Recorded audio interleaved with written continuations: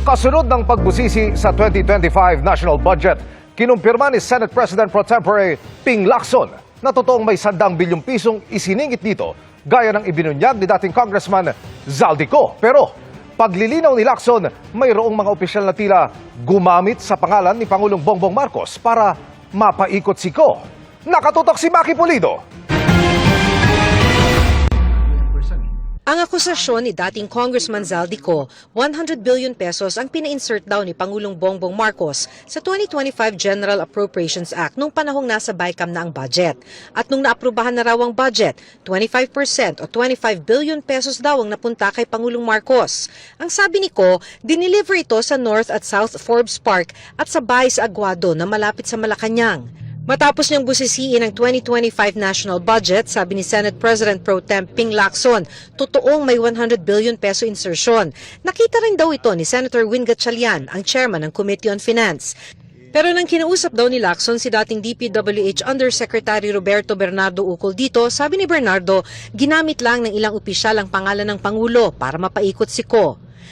Napag-alaman ko from Undersecretary Bernardo na may mga tao sa Malacanang, not the President, not authorized by the President, who misrepresented him.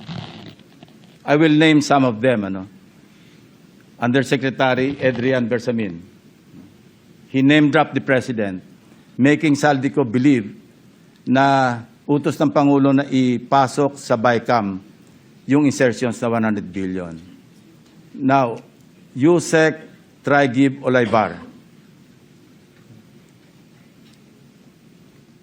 Other personalities. Si Undersecretary Adrian Bersamin ng Presidential Legislative Liaison Office ay apo ni Executive Secretary Lucas Bersamin, habang Undersecretary sa Department of Education si Traigib Olayvar. Pare-pareho silang nag-resign kahapon. Sabi ni Lacson sa breakdown ni Bernardo, 81 billion ng 100 billion napunta sa DPWH. Ang iba napunta sa iba't ibang ahensya. Sa 81 billion, 52 billion ito si Bernardo raw ang humawak ng pondo. 8 billion pesos umano ang kabuang halaga ng kickback na dineliver ni Bernardo kay Olayvar. 1 billion pesos naman kay dating DPWH Secretary Manny Bonoan. At least 10 deliveries. The modus that yung arrangement nila is, may tigisa silang armored van. May armored van si Yusek Olaybar, may armored van siya, magpapark sa basement ng Diamond Hotel, darating yung van driven by Olaybar, and possibly, sabi niya, hindi siya sigurado, and possibly along with Adrian Bersamin. Bakante yung armored van, ipapark, idadrive yung isang van na puno ng pera. Ranging from 800 million hanggang 2 billion. Umabot pa raw ng 2 billion ng isang delivery dahil hindi kaagad nasundo ni Olayvar. Sinabi pa raw ni Bernardo na tiniyak ni dating Executive Secretary Bersamin na mare-release ang pondo na in-insert sa 2025 national budget. Sinabihan siya ni Yusek Traigib Olaybar na si Secretary Bonoan asked Executive Secretary Bersamin several times, sino ba magpapacilitate itong 52 billion? Of course, isasama sa BICAM, paano ito re-release? Sino magpapacilitate? Ang sagot ni ES Bersamin sa kanya, we will take care of it. Sila na raw ang bahala kung paano ayusin yung 52 billion. Ang napuna raw ni Lacson matapos busisiin ang budget ay ang allocables o may pondo na pero wala pa namang proyekto. 25.5 billion daw ang allocable ni dating DPWH Secretary Manny Bonoan habang 143.5 billion ang House leadership. Bagong pork barrel ang tawag dito ni Lacson. 143.5 billion.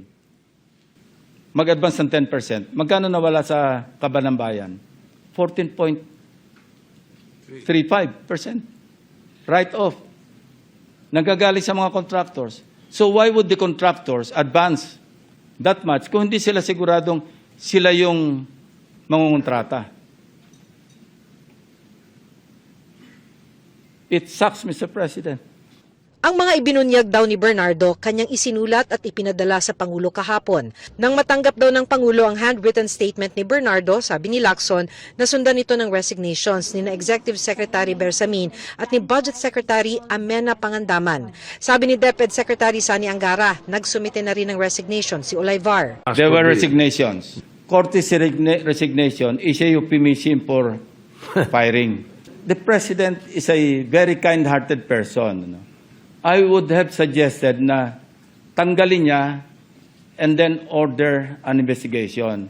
Otherwise, how can you insulate the President kung courtesy resignation? Wala pang pahayag si dating Executive Secretary Bersamin sa resignation niya. Patuloy namin siyang kinukunan ng pahayag at ang apong si dating Undersecretary Bersamin at si dating DepEd Undersecretary Olayvar. Si Bonoan nauna nang sinabi na wala siyang kinalaman sa mga maanumalyang transaksyon ukol sa flood control project. Nag-resign daw siya para sa transparency. Nasa labas ng bansa si Bonoan ngayon, sinamahan daw ang asawang nagpaduktor. Para sa GMA Integrated News, Maki Pulido, nakatutok, 24 oras.